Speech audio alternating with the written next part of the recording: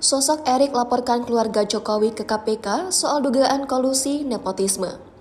Sosok Erik S. Paat, Koordinator Tim Pembela Demokrasi Indonesia yang melaporkan Presiden Jokowi, Ketua Mahkamah Konstitusi Anwar Usman, Wali Kota Solo Gibran Rakabuming Raka, dan Ketua Umum PSI Kaisang Pangarep ke Komisi Pemberantasan Korupsi pada Senin 23 Oktober kemarin.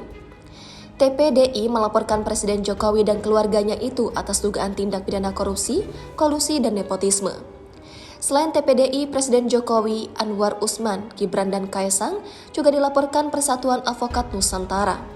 Pelaporan itu diterima langsung oleh KPK dengan nomor informasi 2023 A04294 yang ditandatangani oleh Maria Joseph Hainwak. Erik S. Paat mengatakan laporan atas Jokowi dan keluarganya dilayangkan atas putusan MK yang mengabulkan gugatan batas usia Capres-Cawapres.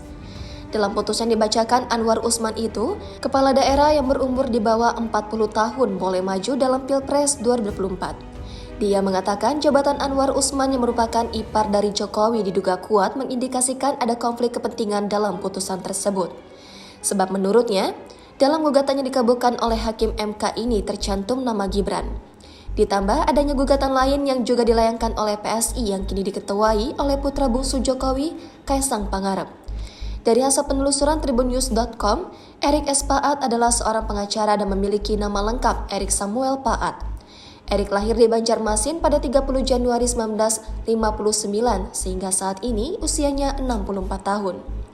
Erik S. Paat mengawali karirnya sebagai pengacara di Pos Bantuan Hukum, Pengadilan Negeri Jakarta Pusat pada 1991.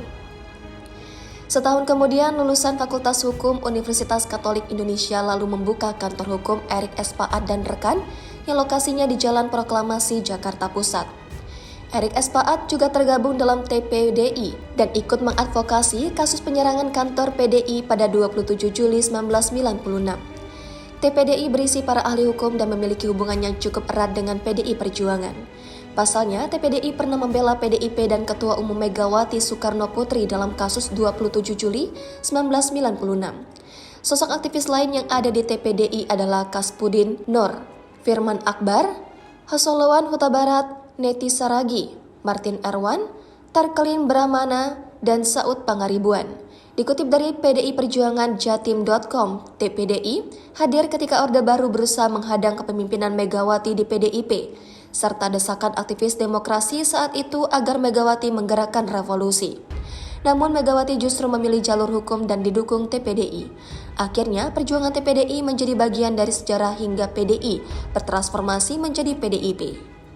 Download Tribun X sekarang, menghadirkan lokal menjadi Indonesia.